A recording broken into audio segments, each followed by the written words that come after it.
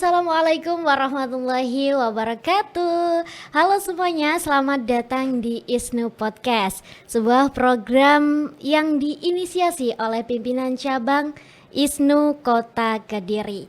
Bersama saya Tia Nur Hidayah yang akan menemani kalian semua di ruang diskusi inspiratif yang membahas seputar pengetahuan dan juga isu penting yang relevan dengan kehidupan kita saat ini.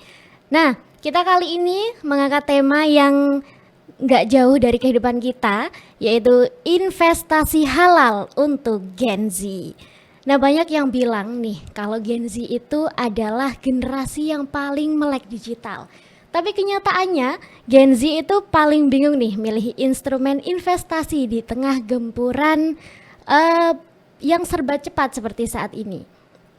Tapi emang ada ya investasi yang nggak cuma ngejar keberuntungan dunia, tapi juga cari berkah buat masa depan. Nah, jawabannya ada di ISNU Podcast kali ini. Karena di episode kali ini kita akan membahas sebuah investasi halal yang jadi solusi cerdas untuk finansial kita.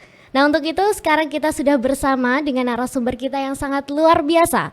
Langsung saja kita sambut Ibu Zulfia Rahmawati, SEM SEI. Halo Ibu. Halo, Kak Tia ya. Iya betul. Gimana Ibu kabarnya hari ini? Alhamdulillah sehat. Alhamdulillah. Oke. Udah siap ya Ibu untuk kita ajak podcast kali ini? Siap. Hari ini kita akan membahas segala hal tentang investasi halal ya. Betul. Nah, sebelum itu Ibu boleh nih untuk menyapa sobat online yang sudah berada di depan layar kaca untuk menyimak obrolan kita. Silakan Ibu. Oke, terima kasih Mbak Tia. Halo teman-teman semuanya. Nanti kita akan bahas seru banget ya tentang investasi halal, terutama untuk generasi Gen Z nih. Meskipun saya sudah tidak berada di generasi Z, tapi setidaknya kita akan bahas apa saja sih harus disiapkan oleh Gen Z ini ya. Betul katanya Mbak Tia tadi bahwa Gen Z itu serba cepat ya, beda Betul. dengan Gen saya. Gen saya tuh nggak ada gennya ya, milenial ya, itu udah usia berapa ya ini saya berarti ya.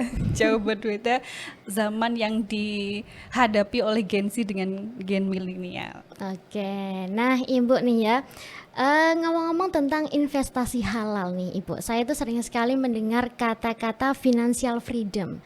Nah, menurut Ibu sendiri nih ya untuk Gen Z, apakah investasi halal itu cuma sebuah tren FOMO yang takut riba atau memang harus kita jalani nih Ibu? Gitu. Oke, financial freedom ya. Betul. Dari katanya saja financial freedom ini betul-betul pikirannya Gen Z ya, yang dimana mereka tidak ingin bekerja terlalu keras tapi passive income-nya tuh terus datang. Kalau dari teorinya sendiri, financial freedom itu artinya dimana orang-orang itu mendapatkan pendapatan.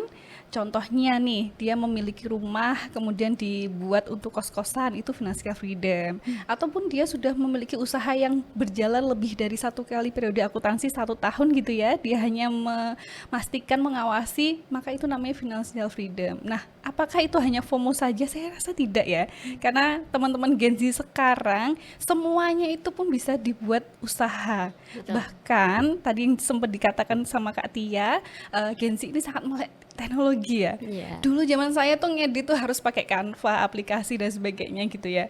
Tapi sekarang dengan aplikasi-aplikasi tertentu bisa digunakan sebagai financial freedom. Nah, secara ekonomi syariah sebenarnya investasi secara halal itu tidak hanya mengambil keuntungan saja, tapi harus imbang antara keuntungan di dunia dan juga di akhirat gitu ya Mbak Tia. Oke. Nah Ibu, buat kita nih yang masih muda banget ya Bu ya, yang uang jajan juga masih pas-pasan Wah. nih Bu. Sebetulnya bisa nggak sih Bu kita memulai untuk investasi halal gitu? Oke, untuk investasi, nah ini mindsetnya dari Gen Z itu kebanyakan ya, saya observasi dari mahasiswa-mahasiswa saya sendiri juga, itu tuh mereka harus menunggu, kan saya uangnya masih sedikit Bu, gitu ya, Iya. gimana caranya untuk berinvestasi. Investasi hal itu tidak harus menunggu kaya dulu, tidak harus menunggu uangnya banyak dulu, karena investasi halal secara ekonomi syariah itu kita harus disiplin yang pertama. Yang kedua, kita harus tahu instrumen mana yang harus kita gunakan, karena instrumen investasi halal sendiri kan banyak kan ya. Betul. Ada jangka pendek, jangka menengah dan juga Jangka jangka panjang. panjang. Untuk jangka pendek tadi mungkin yang sudah disampaikan oleh Mbak Tia, kalau uangnya sedikit ya nabung ya. Istilahnya tuh nabung dari hasil sangunya lah ya, perharinya berapa tuh disisihkan. Cuma kalau dari sisi ilmunya, uang kalau hanya disimpan berupa rupiah tanpa diinvestasikan maka nilainya terus menurun. Seperti halnya uang saat ini nih, ini kan tahun 2026 ya, Mbak Tia nyimpen uang 500.000 gitu ya. 500.000 bisa digunakan beli A, B, C, D, E, tapi karena tergerus dengan inflasi maka tahun depan atau tahun depannya lagi bahkan nilainya terus turun. Makanya harus memilih instrumen keuangan syariah khususnya yang sesuai gitu. Oke, Bu. Nah, zaman sekarang kan banyak sekali ya, Bu, pilihan investasi ya. Terus yang untungnya gede kan banyak ya, Bu. Kenapa sih, Bu, kita harus milih instrumen investasi yang halal gitu, yang syariah gitu? Kenapa, Bu? Oke, kenapa harus milih instrumen investasi yang halal? Yang pertama, kita kan orang Islam ya. Dasar betul. dari investasi halal itu adalah Al-Quran dan hadis. Yang kedua, itu ada prinsip dari investasi halal itu sendiri. Ada istilah maghrib, pernah dengar nggak? Maghrib itu maisir, gharar, dan juga riba. Jadi 3 hal prinsip itu yang harus dimiliki oleh Gen Z saat ini untuk memilih instrumen investasi halal itu yang seperti apa. Jangan memilih itu karena ikut-ikutan temennya kayak gitu ya.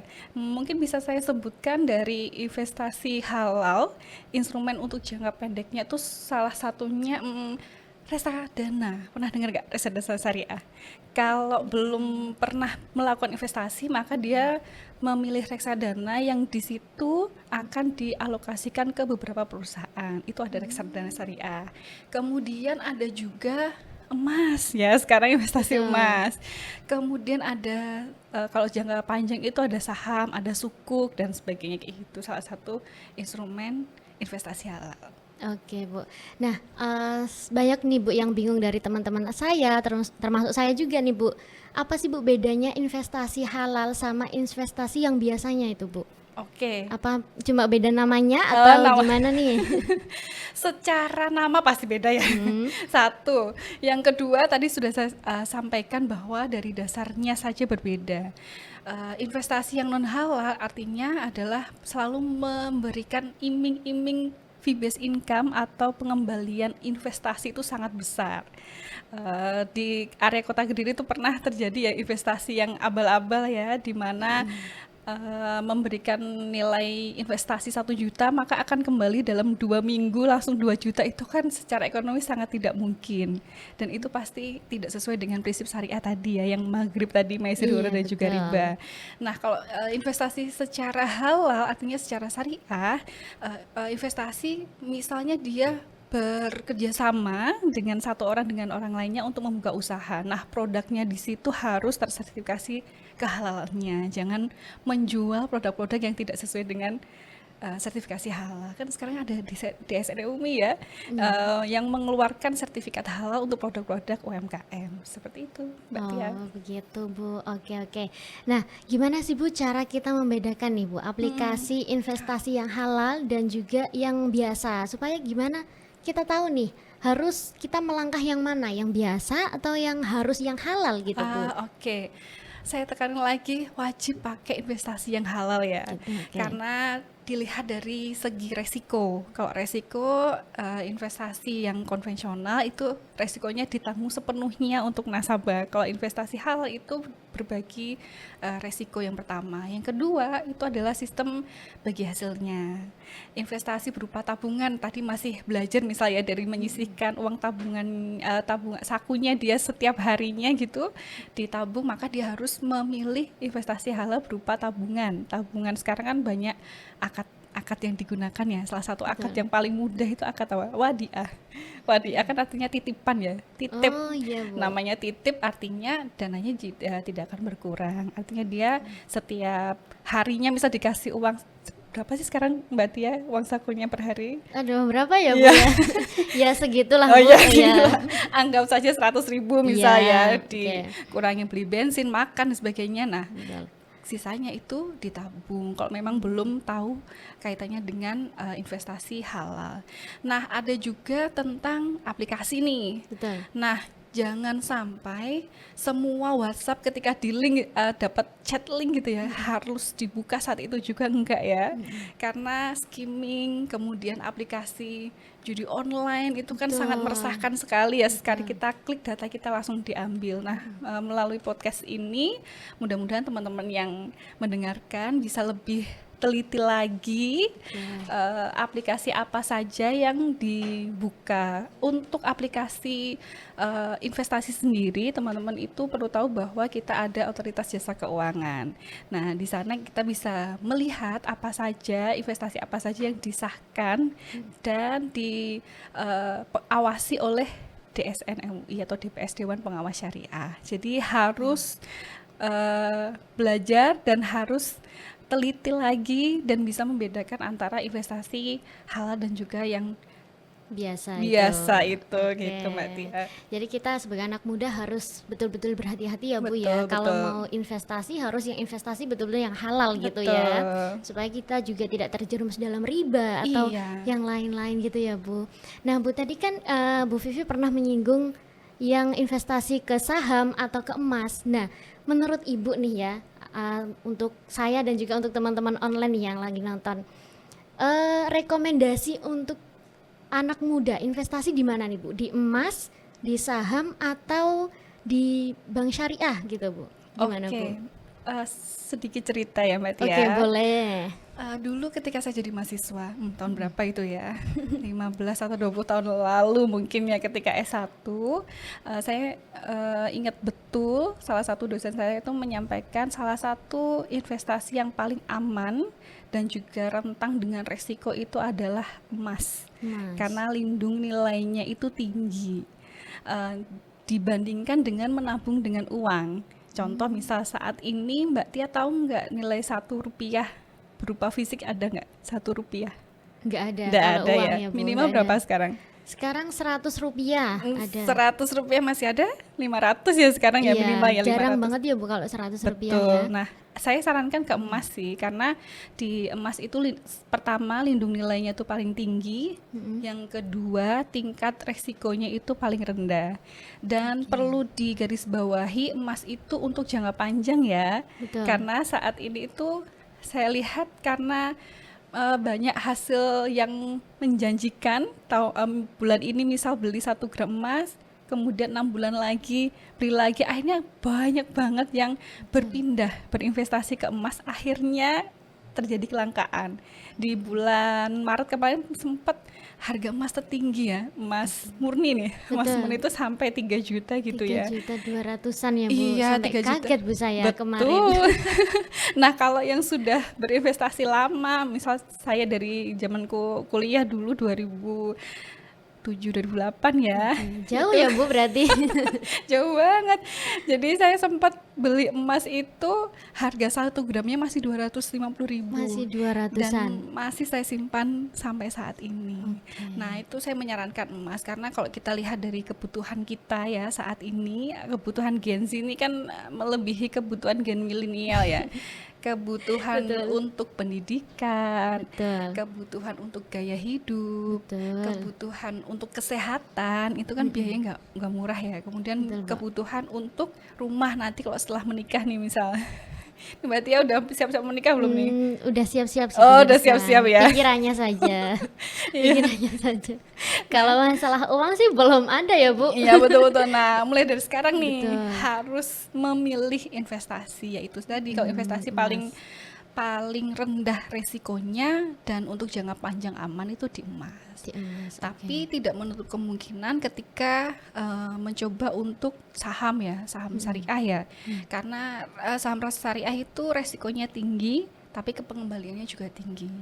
Artinya di portofolio syariah, saham syariah itu teman-teman harus tahu dari kondisi ekonomi juga, tidak hanya dilihat dari fundamentalnya aja. Kalau fundamentalnya kan kita melihat dari perusahaan nih, kemudian kita hitung rasio keuangannya, ROA-nya kayaknya tinggi nih 5 tahun terakhir. Padahal kalau kita berinvestasi ke saham itu kan nggak ngelihat dari rasio-rasio itu juga, tapi juga kondisi ekonomi. Contohnya misal di COVID kemarin ya, beberapa perusahaan pada settle tapi kena COVID ya turun juga harganya. Satu lagi mungkin pernah terjadi juga di tahun lama banget, mungkin yang suka nonton bola ya, Cristiano Ronaldo memindahkan salah satu produk minuman karena dia nggak meminum soda gitu ya. Oh iya Dia iya. mindahkan itu ketika diwawancara seperti ini, harga sahamnya langsung turun kayak gitu. Jadi harus pinter-pinter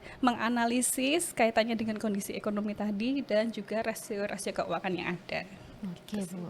Jadi kalau anak muda nih ya, untuk teman-teman semua yang mau apa namanya, menabung tapi tabungannya itu bertambah itu di emas Di Bu, emas, betul ya, betul. di emas. Jadi ayo teman-teman ya, kita beli emas mulai hari ini ya. Mas yang mana nih?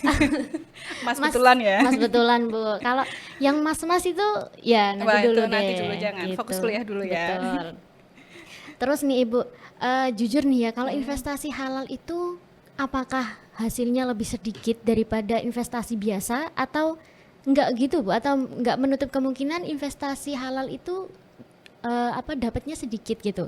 Gimana Bu?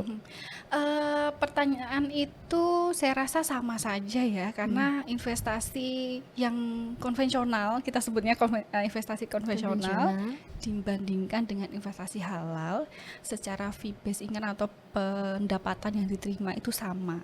Yang membedakan tadi adalah cara kerja dari investasi tersebut. Yang pertama, investasi konvensional itu tidak melihat background dari usaha yang dijalankan.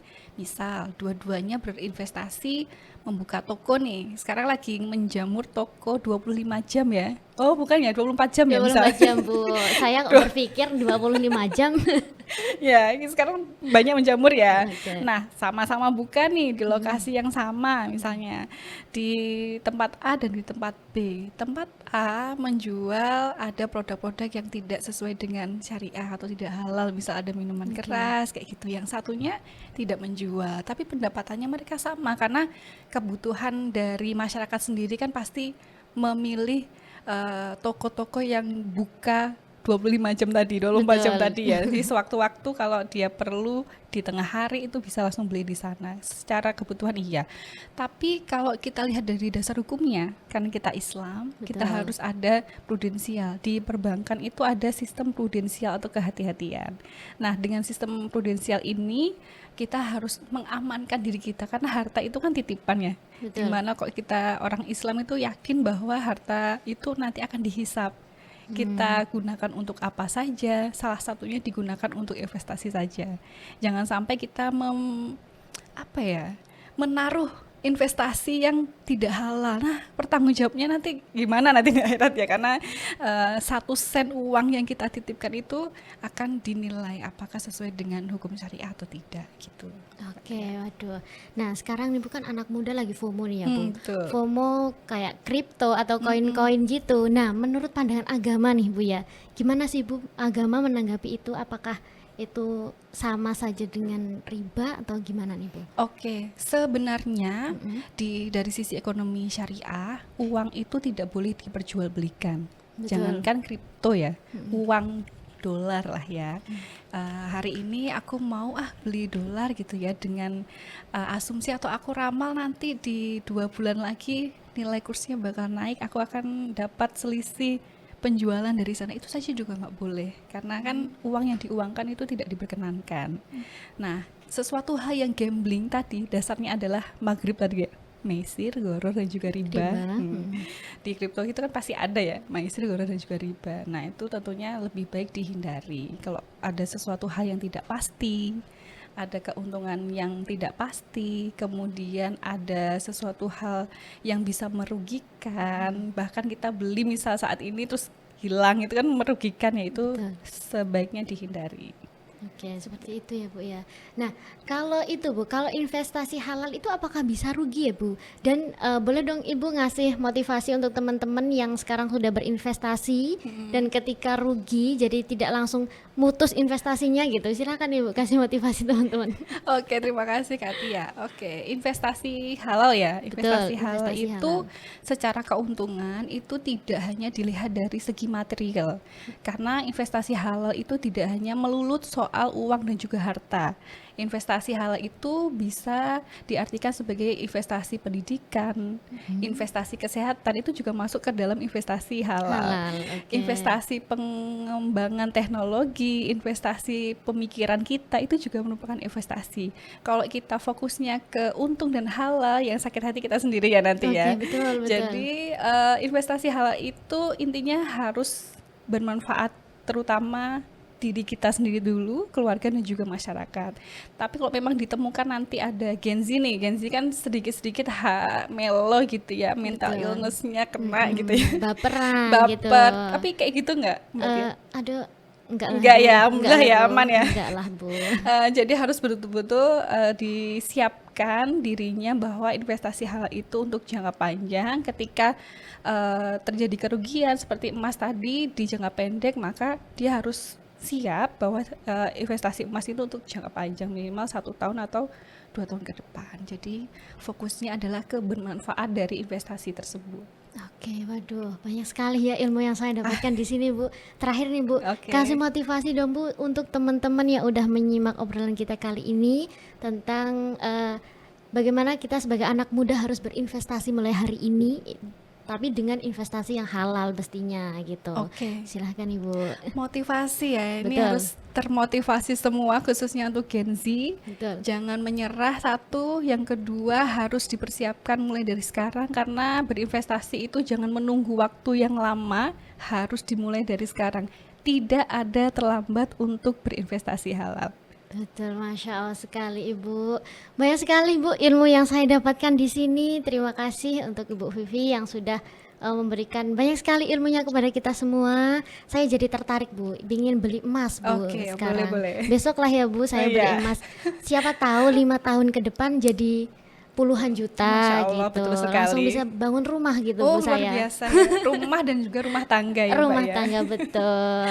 Oke, saya ucapkan terima kasih juga untuk seluruh teman-teman yang sudah menyimak obrolan kita kali ini. Pesan saya ya untuk anak muda, jangan melihat seberapa banyak uang yang kita hasilkan, tetapi juga kita harus tahu bagaimana keberkahan yang uang yang kita dapatkan gitu.